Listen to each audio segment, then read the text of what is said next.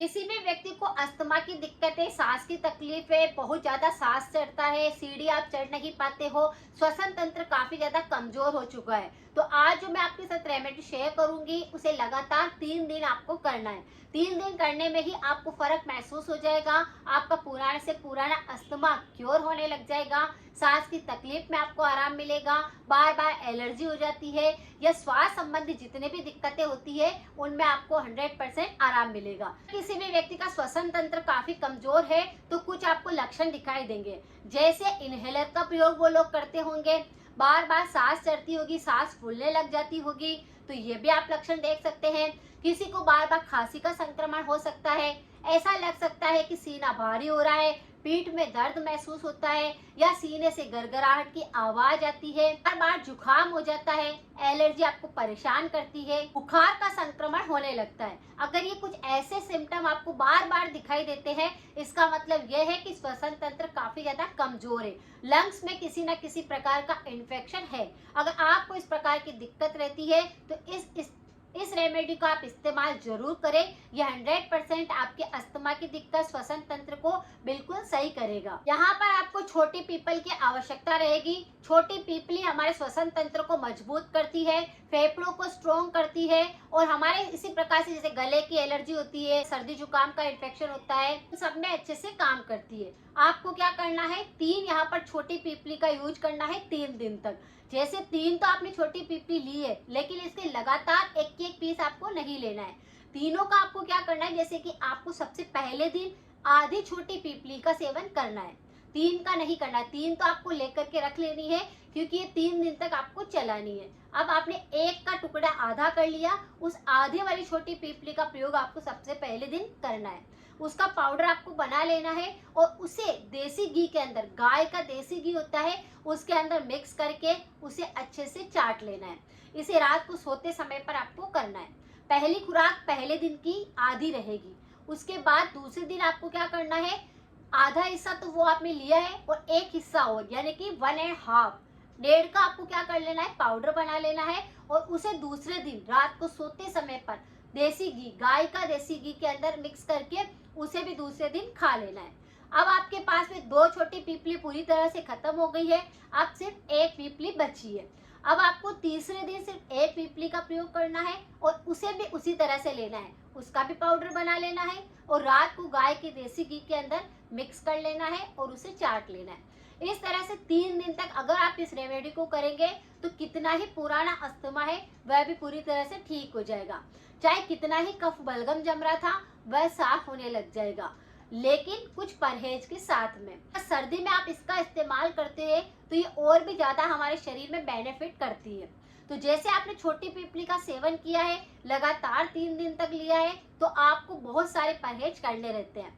जैसे आपको खट्टी चीजें बिल्कुल नहीं खानी है। यहाँ पर खट्टे का मतलब नींबू और आंवला भी आता है।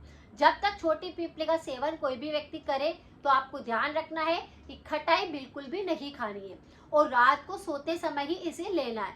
अपने कान के अंदर आप रुई लगा करके सोइए, इससे इसकी जो गर्माहट रहेगी वह आपके शरीर के अंदर रहेगी, या आपकी इम्यूनिटी को सुधारेगा, या आपकी किसी भी प्रकार के अगर अंदर इन्फेक्शन हो रहे होंगे उनको सही करेगा, आपके लंग्स को मजबूत बनाएगा। अगर उनके अंदर पानी भर गया है, कफ बलगम जमा होने लगा है, तो उसको अच्छे से साफ करने में मदद करेगा, यानी लंग्स को पूरी तरह से डेटॉक्स कर देगा। तो इस तरह से लगातार 3 दिन लेना है, लेकिन खटाई का सेवन बिल्कुल नहीं करना है। साथ में आपको यह भी ध्यान रखना है कि आपको मिर्च मसाले नहीं खाने हैं, तला हुआ ज्यादा नहीं खाना है, चिकनी चीजें आपको बिल्कुल नहीं खानी है। ये सारी की सारी चीजें श्वसन तंत्र को कमजोर करती है, रोग प्रतिरोधक क्षमता को कमजोर करती है। और जब आप इसे खाएं तब इसके 1 घंटे बाद तक कुछ भी ना खाएं, ना कुछ पिए। इस तरह से आपको इसका पालन करना रहता है।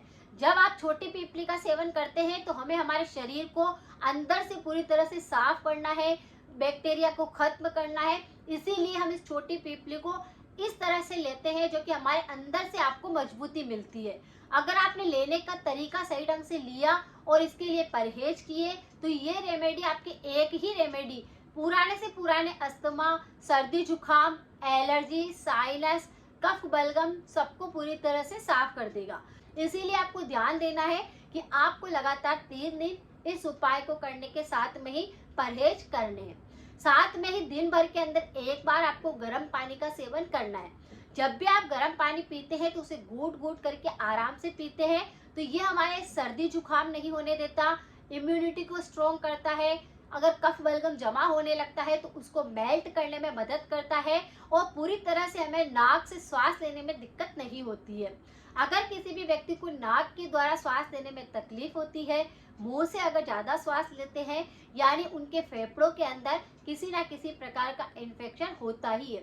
इसीलिए आपको क्या करना है, कोशिश करनी है कि दिन भर के अंदर एक बार गुनगुना पानी पीना है। थोड़ा गर्म रहता है तो अच्छा रहता है, ताकि इससे गर्माहट मिले और शरीर में ऊर्जा लेवल बढ़े, शरीर में आपकी कितनी बीमारियां हैं वह ठीक हो जाएगी।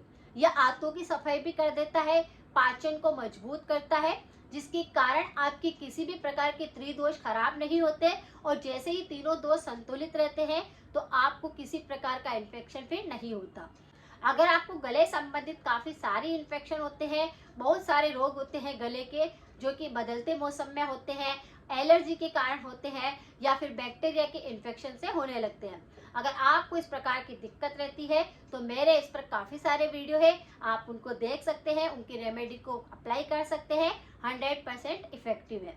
अगर जानकारी थोड़ी सी भी यूजफुल रही है तो सभी के साथ जरूर शेयर करें। मिलते हैं फिर नेक्स्ट जानकारी के साथ में। Thank you so much.